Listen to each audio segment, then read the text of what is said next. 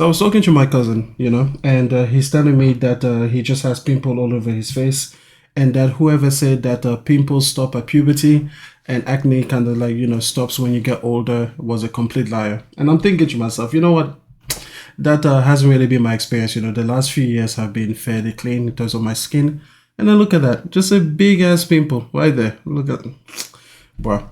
This is what happens when you just think things and they're not in support of the people you're supposed to support. It's just terrible. So that's what I get. Anyways, I haven't spoken in a while. The Game Awards. Let's talk about the Game Awards. I'm not gonna say much. I think the show was probably an 8 out of 10, maybe a 7. I think when I first watched it, I thought it was pretty fantastic. But then looking back at some of the feedback the community has made, especially with regards to the fact that a lot of the award winners were only given 30 seconds or so to speak. Yeah, there was definitely something there to be said. One thing that I will say is that you should just get rid of all of these film and movie star actors. Listen, gaming is an industry in and of itself. We have our own people, we have our own superstars, our own directors, and all of these things.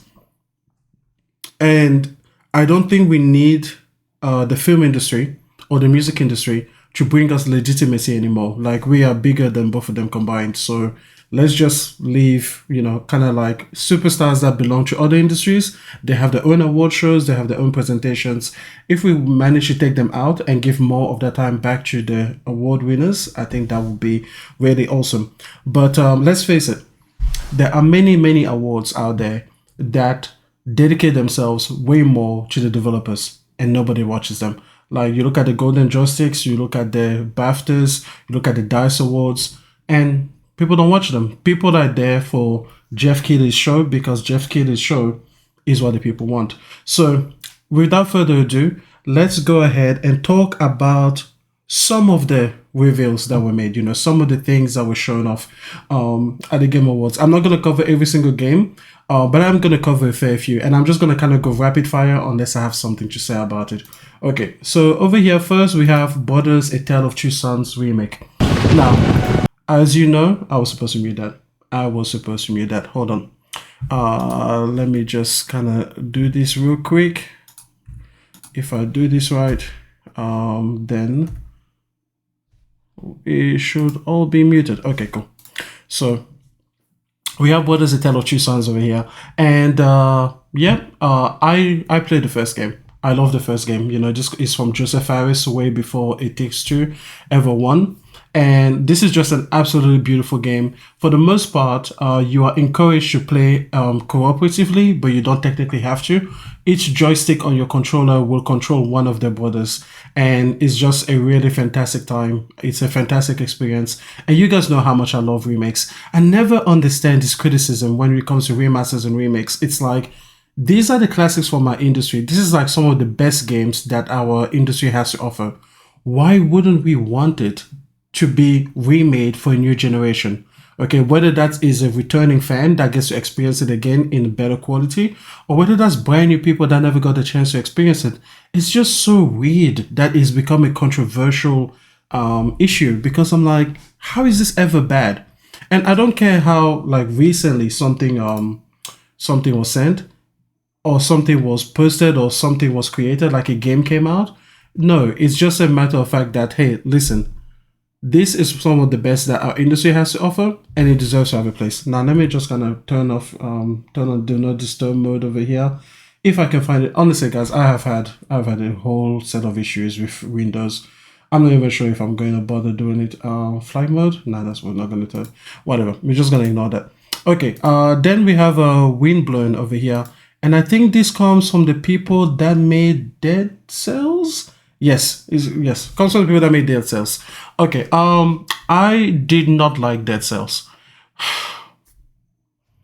I think it's a great game. I played it, I tried it, it just did not connect with me. And honestly, it was the art style. I just hate pixelated games, man.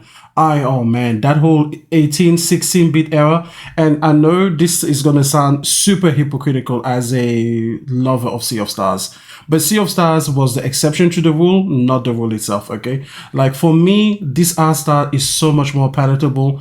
There's Hollow Knight. And then there's a few other games that are kind of like they are more retro inspired, but they're not quite that 16-bit, 8-bit style.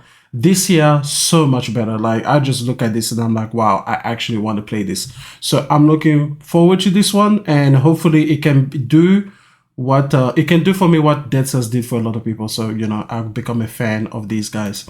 Okay, next is Metaphor Refantasio.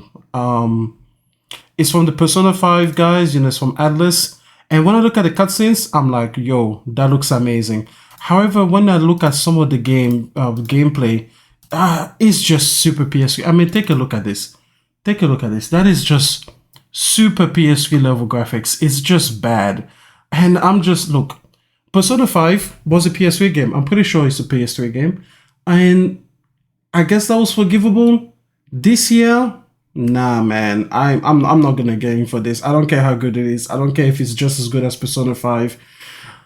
I'm not gonna get this, man. Come on, man. Just upgrade the graphics, man. Why can't we have good looking things? Like, people say I'm shallow, but okay, let me be shallow, man. Jesus Christ. I want something that looks good, and this just doesn't look like it. And yes, I know, well, it makes me sad. Let's just move on to the next one. Over here we have No Rest for the Wicked. Okay, so what are we gonna have here? I can't remember exactly who made this off the top of my head. Let me just take a quick look. For Moon Studios, oh yeah, the people that made Ori. Okay, so I haven't played any of the Ori games. I'm not sure if they're on PlayStation. I don't have an Xbox, and I don't like playing on PC, even though I have one. So I'm probably never going to play them. But maybe I might play this, which looks pretty epic, and it's a super big departure from what Ori and the Blind Forest look like, but it's got that kind of like trademark art style that they are going for. It's absolutely gorgeous. Oh, by the way, look at this game. I mean, look at this game. It is absolutely gorgeous, okay? Why can't Metaphor Refantasio be like that? Like, what does Atlas get you just stay on PS3 level graphics? Look at this. This looks amazing, okay? Yes, it has its own unique art style, obviously, but it looks good. It looks pleasing to the eye. Why can't I have this with every other game? Okay, anyways, whatever. People always say, oh, Emmanuel, you're being shallow, and yet they love good-looking things. Everybody likes God rays, okay? Let's move on to the next game. This is going to be Rise of the Ronin. Another game I'm not sure about. And you know why? It's because of the graphics. Okay, look over here. Over here, it looks amazing. I'm just like, yep, I'm fantastic. I love it. It's great. It is absolutely great when it's over here. Then you get to certain sections, and even here, it just, oh man, it's so variable.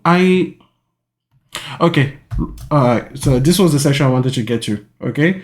Look at this, look at this shit.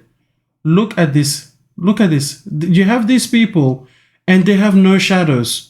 There's like 5 people in the entire town. 1, 2, 3, 4, 5, 6, 7, 8. Look at them. They don't have any shadows. They don't have anything. It looks like we're back in the PS3 era. This lighting is terrible. Like, it is awful. It is absolutely horrendous. And yet there's parts where it looks super good. Super good and super modern. I mean, look at the textures. Look how flat and ugly it is. I'm sorry, man. I'm not playing an ugly game. I apologize. I'm not playing ugly games, man. If you want, yes, I know you're supposed to have great combat. To be fair, I haven't played Neo, by the way, guys, just in case you're like, why is he hating so much? It's all about the gameplay. Absolutely wonderful. But the thing is, if indie teams can create great-looking games, AAA teams should be able to create great-looking games too. I'm sorry, I'm not going to give them the pass. So, yes, the combat looks flashy. It looks fantastic. There's something really appealing about it.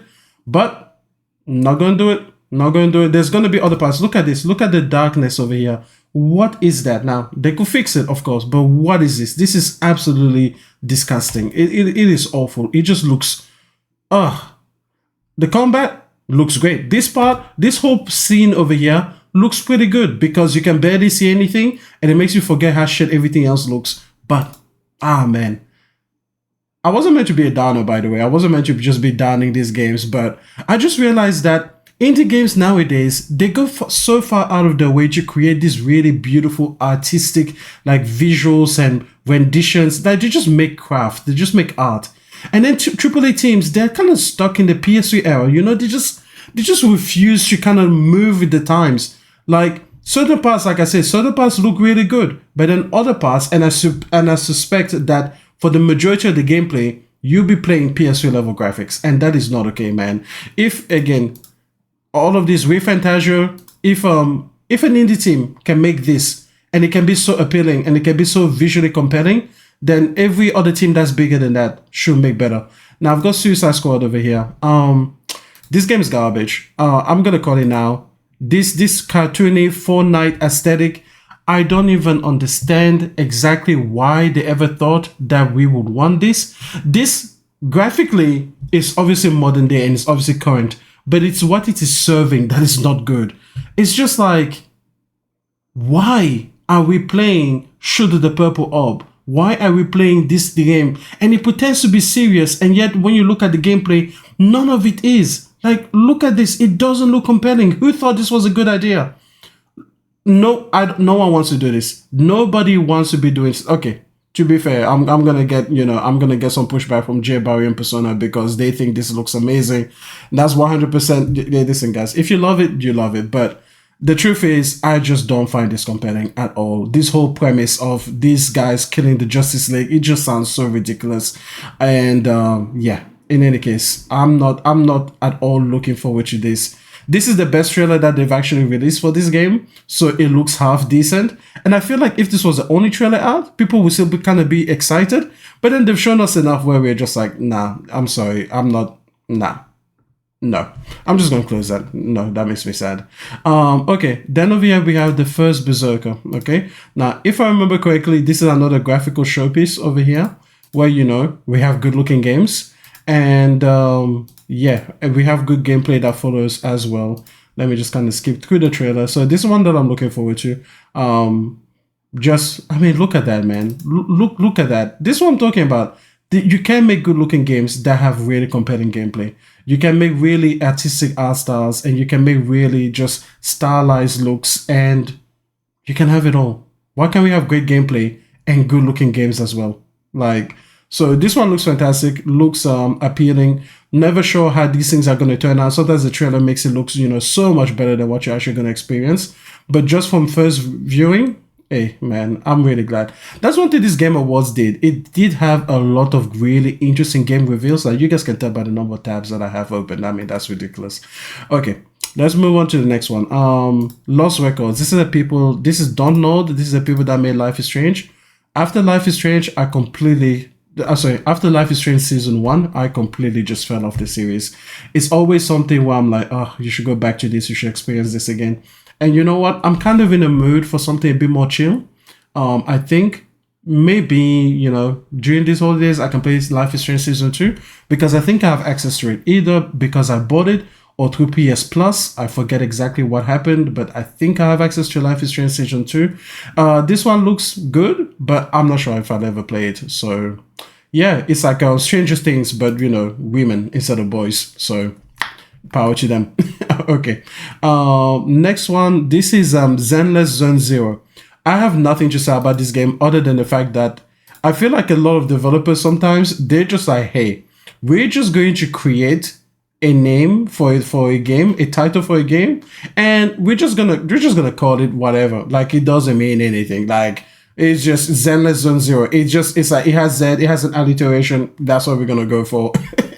It's cool. Looks good. At least it doesn't have PS3 level graphics. It's a much simpler art style, but graphically it still looks appealing. So I like that. Moving on to what are we doing over here? Oh, Final Fantasy. Final Fantasy 16 is getting new DLC. Hey, listen, you Final Fantasy guys, you guys love it. They don't have black people in it, and so I'm still not gonna play it anytime soon.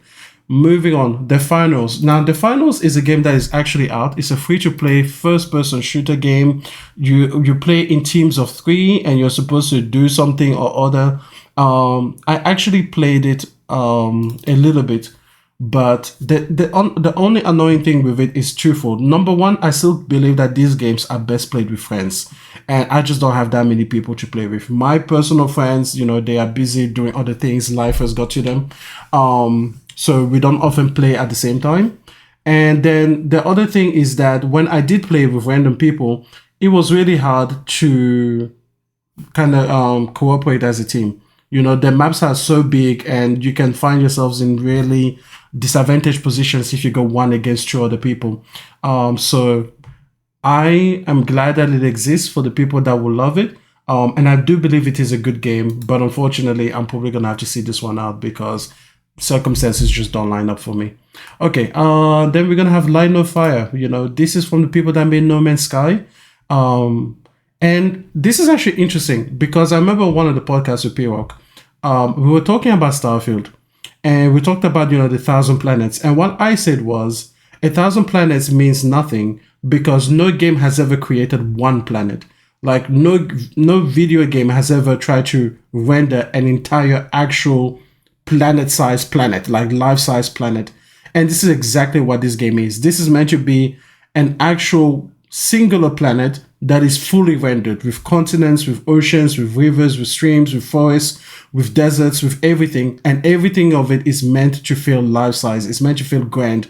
Like if you start from the base of a mountain and you were to use, I guess, the slowest progression rather than these, horses or teleportation, it's supposed to take you hours to climb that mountain. And then when you get up top, they've actually got some fantastical elements going on, but you're supposed to really get a vista that makes that trip worthwhile. Like you're supposed to be able to see entire oceans once you get on top there. So they show a little bit of that. So yeah, that was the thing that was interesting because I had just complained about the fact that no video game had ever created an entire, life-size planet. You have these games like No Man's Sky that created 18 quintillion planets or everything, but they are just video game planets. They're just small representations. They're just small ideas of what a planet would be. But, an entire planet, that's huge. So that's what they're trying to do. It looks phenomenal. He made a few promises that are probably not going to be there at launch. So if I ever play this, it'll probably be 3 or 4 years down the line. Let those updates roll through. But they've done well. They've done well with No Man's Sky. So let them have this. Hideo Kojima over here, he's got this OD game. This is a project with Xbox. And this is like actors performance capture thing as a trailer. It's super intriguing. It's super compelling. I am really glad that Xbox greenlit this project. Number one, Xbox needs the exclusives. I don't care what anybody tells you. Exclusives matter. Number two, this just looks like it's like Death Stranding all over again. It's like, what is it? How? Why? What's going on? And it's intriguing. Now, it's a horror genre. I never touch anything horror. I do not care. So, not for me, but I am glad that it exists. I'm glad that it's exclusive, and I'm glad that Xbox greenlit this project because Kojima, I think he puts forward ideas that not many people, the mainstream publishers, will certainly not be keen on producing. So it's always great when he gets a shot to just, try something completely different that we've never seen before. Okay, this one here is special. Number one, you guys know that I always support, black artists, black protagonists as far as I can go. And this one here has got a really special story behind it. It is meant to honor the father of the creator of this game. But beyond all of the sentimental stuff, it just looks good. Like, it just looks great. And, we also don't have a lot of games that are based on African mythologies. We have a lot of things based on Norse mythologies. We have a lot of things based on Greek mythologies. We have a lot of things based on generally Eurocentric mythologies, but games that are based on African mythologies, that's much harder to come by. And that's always something that if I was working in the game industry, I would like to one day have my career take me somewhere there where I can actually, bring forward something of Africa so that become, a lot more mainstream to just be like, okay, well, there's Egyptian mythologies and then there's other mythologies in Africa that would be super interesting to explore. So yeah, this game looks absolutely fantastic. And look how good it looks, guys. Like, seriously, look how good these games look. Why do we ask indie games to look this good? And then AAA games, we're just like, oh yeah, it has good gameplay. Nah, fuck out of here, man. I'm sorry. God of War Ragnarok, Valhalla. Okay, so this is already out. It is fantastic. I've been playing 2 or 3 hours of it. Listen, guys, I'm just gonna make this real quick. If you're a God of War fan, it is basically mandatory for you to play this. It has a substantial story mode. It is an epilogue to the events that happen in Ragnarok. And it just makes it so that everything that you encounter here is not only a callback to your actions that you've taken in the past, including during the Greek saga, but also it is, kind of like looking towards the future and kind of what kind of God Kratos wants to eventually become. So those are the questions that you will eventually be asked as part of the story, as well as being given little updates as what's going on in the world post, the fall of Asgard and everything else that happens in the base game. Not gonna try and spoil, yeah, so some people haven't played the game yet, so make sure that you play the base game and you finish the base game before playing this experience, because otherwise it will just spoil everything for you there. Okay, Senua's Saga Hellblade 2. I want to take a moment to talk about this game. Number one, I am extremely happy that it exists. Once more, I think that Xbox needs exclusives like this. I think it looks good. My problem is that I think I have three issues. Number one, the combat doesn't look great. I'm sorry, the combat in this trailer is just complete garbage. Number two, a lot of the scenarios, a lot of the scenes, a lot of the places where we are is this dark, moody, depressive, blue light. You don't really see far. People say this game looks really good, but I'm like, does it though? I mean, look here, what can you see? It's just foggy, which means that the textures can be blurry. Like, she looks good, the character model looks good, but it doesn't look anything better than like an Uncharted 4, right? So I'm just like, when are we going to be able to see like true vistas opening without fog, without darkness, without just fires and smoke everywhere to kind of obscure the view? What we see in front of us looks good, but is this the entire experience? If it is, it's not really that big an issue. Like, it's not like they have to make something bright and colorful. But guys, like when you keep seeing scenes like this one, like the one that just passed here, like, do you see what I mean by you don't see anything? Like, everything is shrouded in darkness. This entire trailer is just shrouded in darkness. And I'm just like, I want to see more. Then the final issue that I have is that a lot of people are trying to peg this one against the PlayStation kind of like bangers, and I'm like, guys, don't. Like, Hellblade was always meant to be the AA game that punches way above its weight. It was never meant to go against the AAA games. Like, it was never meant to go against like the Horizons of the world or the God of Wars of the world or the Spider-Mans or even the Uncharted's or the Last of Us's. It was never meant to go against those guys. It is just like a nice little, I think it was a 9-hour experience in the base game also. And I expect this one will probably be around 12 hours. It's a nice little morsel. It's a nice little piece of entertainment, but it's not meant to go against the titans from other industries. Like, it's not meant to go against Tears of the Kingdom or whatever. So let's just kind of like, don't put it up there on that pedestal. Don't ask it to accomplish that. Just let it be the game that it is and then enjoy the game that you get. But yeah, when it comes to a lot of these visuals, the character models look amazing, but yeah, look at this part. Like, this part looks amazing. That's like one of the best character models. And then this combat looks horrible. Look at that. It just looks so stiff. They keep cutting it, which just means that they're trying to hide something. I'm sorry, that's what happens when you try to hide bad combat. Those are cats. You just cut everything. If you guys didn't hear that, they were just cats basically fighting outside. So we're just gonna ignore them. Finally, the big one of the night, I think probably the most exciting trailer after God of War. Actually, let's see. This one here, how many views does it have? 4.1 million views. Yeah, this one was exciting, man. This one's a great trailer.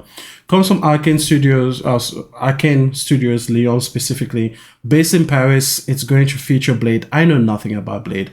I never grew up on comics, so, and I've never really been bothered to go back and actually read comic books. So my knowledge of comics comes from movies and games. So I look forward to discovering who Blade is, what he's about, and what makes him, the amazing, compelling character that he is for so many people.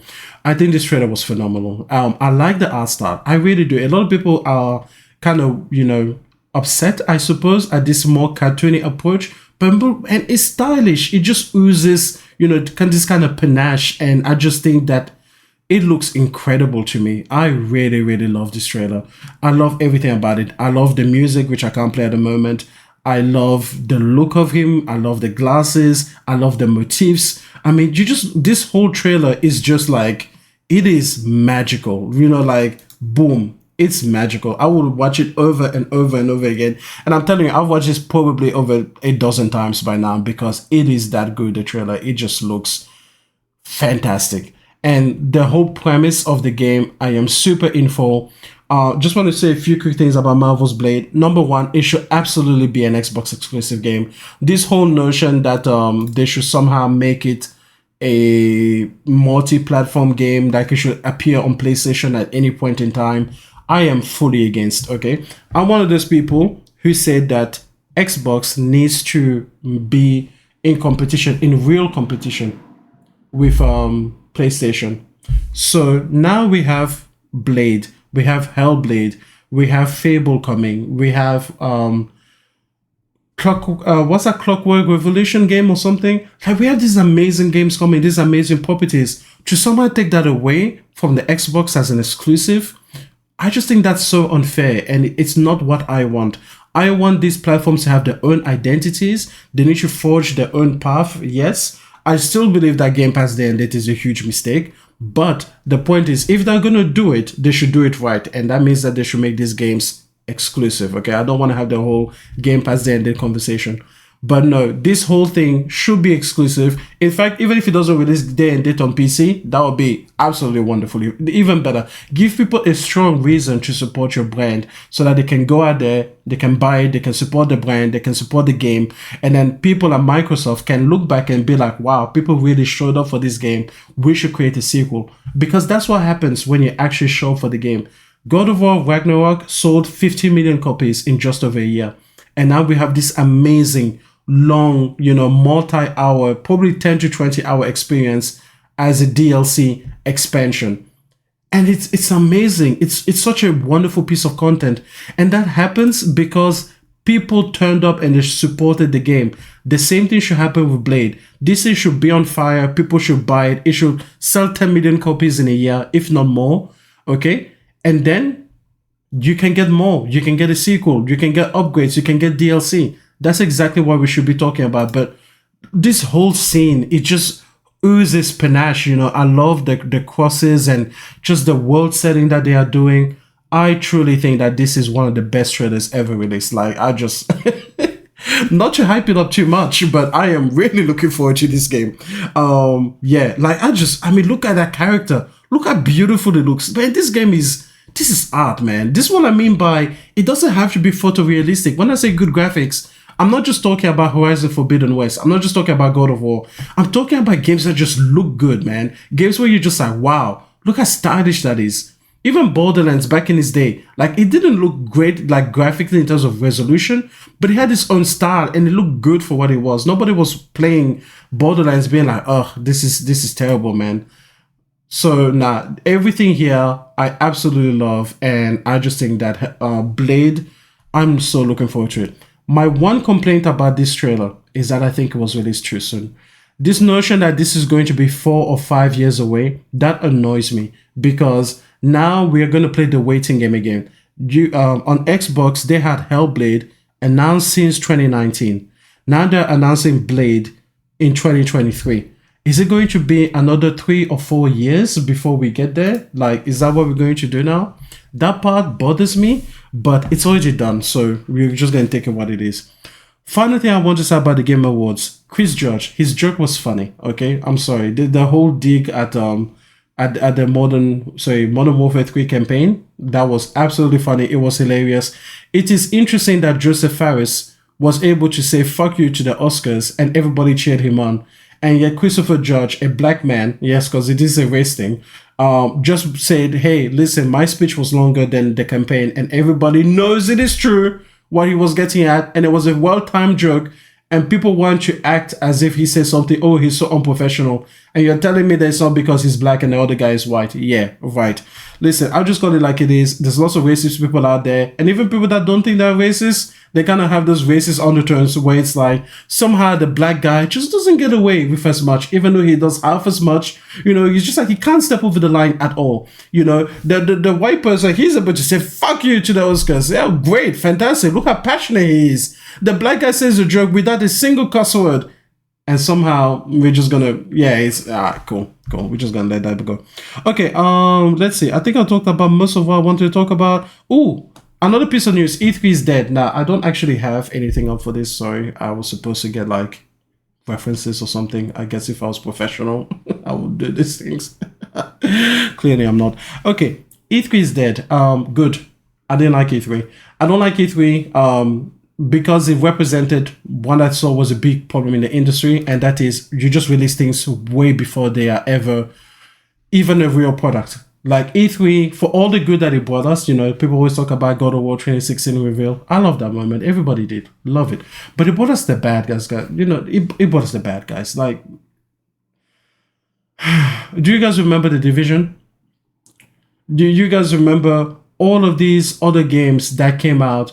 And they were either just complete pure fiction, like what was it, Anthem, complete fiction, or they were so many years away that it was like, why did you announce it so soon? E3 was the epitome of that, and I'm glad it's dead. I am glad that these manufacturers, these platform holders, these publishers are no longer bound to that calendar, like fixed date, where they have to show something or forego another year without any marketing, because E3 was problematic for many other reasons than other than that, but that for me was my primary thing. I don't want to see something, I don't want to get excited about something and then realize it's 4 or 5 years away. Like I said, that is the one thing that I didn't like about the Blade reveal.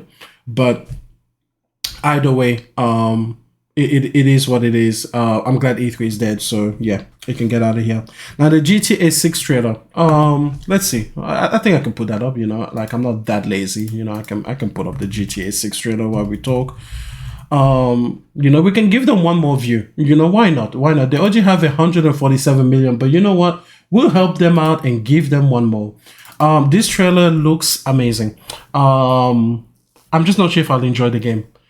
I didn't like GTA. Okay, I love GTA San Andreas. Love, adore. Like, just put whatever word you want to put to it. That's how I feel about GTA San Andreas.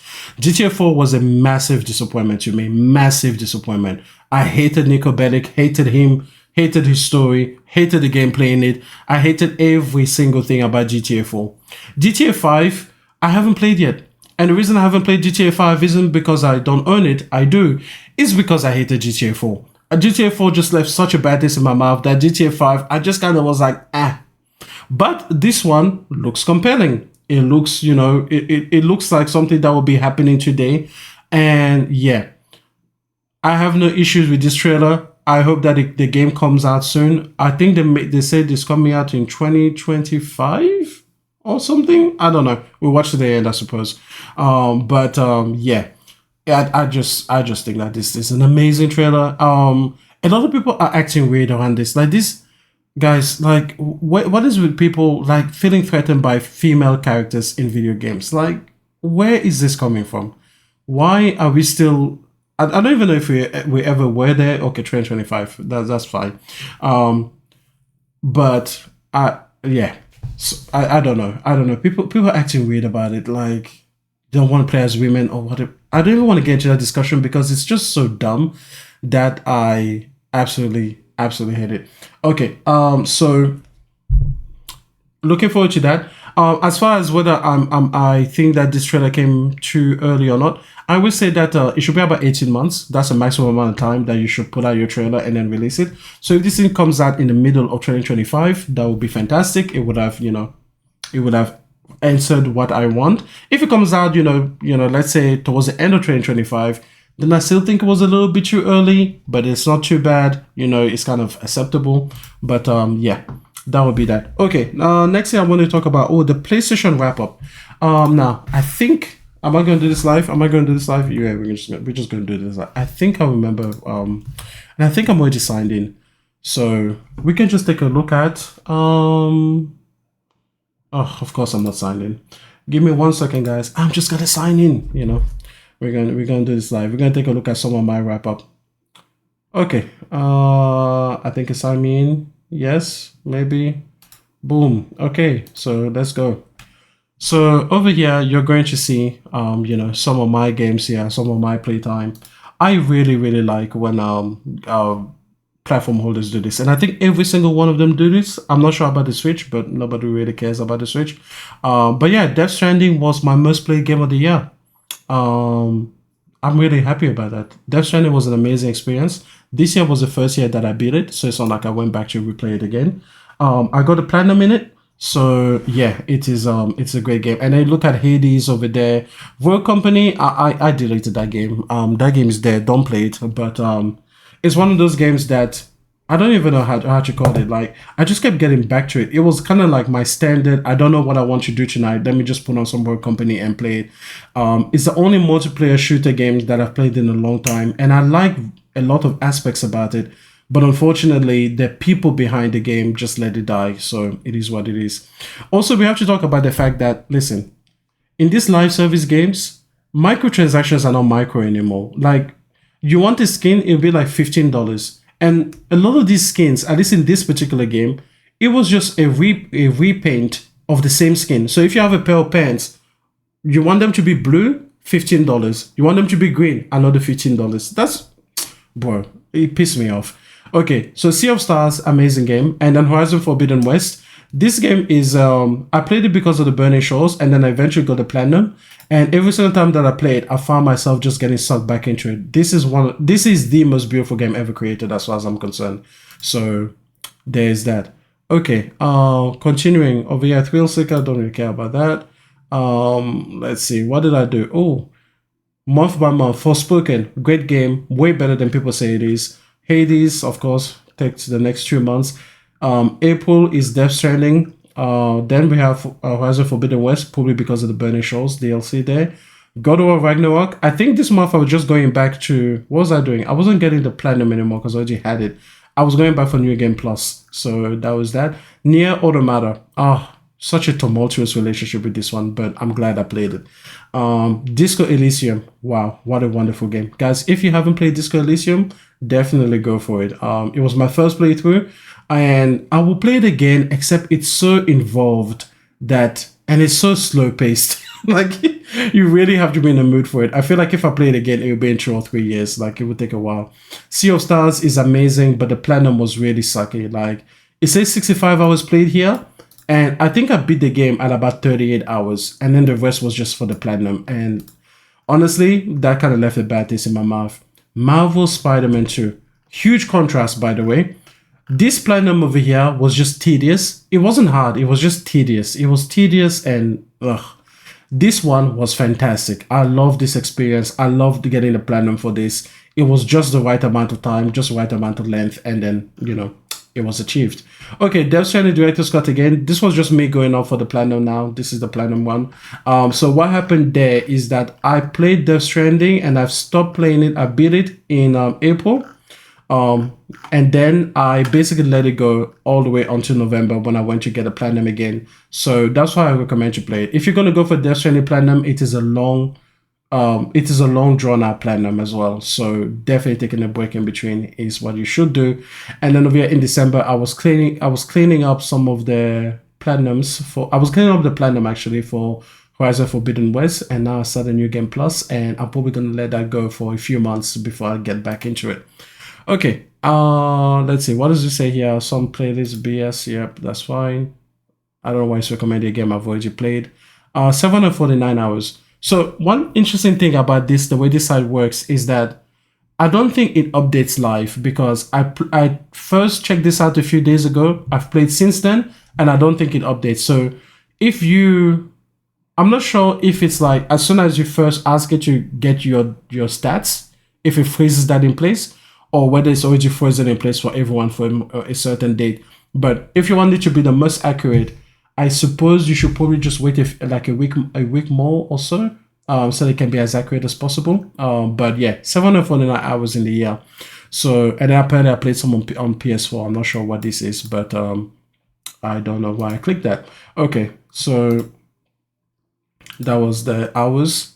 And then over here, I got 8 platinums. Now, one funny thing about me is that I'm not ordinarily a platinum kind of trophy hunter, but over the years of playing, what I realized is that I had a bunch of games that were like 1 or 2 trophies away from the platinum. So this December, as kind of like the holiday thing, I decided that I would just try to clean up as many trophies and as many platinums as I could. So that's basically how I got to 8 this year, because normally I will only have 1 or 2 platinums in a year, depending on how that went. So I'm actually pretty happy with this. 402 trophies. That is absolutely nothing compared to the thousands I've seen on Twitter. People are really out there just like making the most of it. So hey, power to you guys. I think one of the things with me is that I often replay my games, so obviously you don't get any new trophies for that. So it is what it is. Yeah, trophy hunters, you guys are just, you're crazy. Over here, this is going to say I made 7 friends, and it's like, oh, I'm a magnetic personality. Yeah, I barely add anyone as a friend on PlayStation. I prefer to just keep it quiet over there. I usually don't even like talking to people. Okay, and then cats again. Great. And finally, we have nothing worth seeing there. That's it. Okay, that's pretty much it. No, that's it. I finished talking about the things I wanted to talk about. Man, making a video, man. This is talking to yourself for 40 minutes is not as fun as being on a podcast. Let me tell you, talking to other people is way more exciting. I think that's why I hesitate to make videos, because this is a very it's a one directional interaction right now, and obviously in the comment section it can be bi-directional, but this is hard. I don't know how people make a whole job out of this, just talking to a camera like this. I don't see. I don't think I've found the fun in it yet. So if I delay, kind of like episodes or videos being uploaded, that's just why. I'm still kind of new to this whole thing, just new means of communicating with people. I much more enjoy the back and forth with people. Like that's way better to me. So yeah, just being here by myself is and it takes a while to get through all these things, and I don't want to edit things. It is what it is. I think some people that say, oh, I only want to make a 10-minute video, I think they're right. I think they've got something going on. Okay, listen, if I don't make another video, I would like you to have a wonderful December, wonderful end of year, start of the new year. Do whatever it is that makes you happy, and hopefully you get to do it with the people that make you happy as well. Have a happy holiday, Merry Christmas, all of the celebrations, all of the festivities. Have them all, enjoy them all. And if I don't see you until the new year, then yeah, this is it for now. We'll talk later. You can you can go now.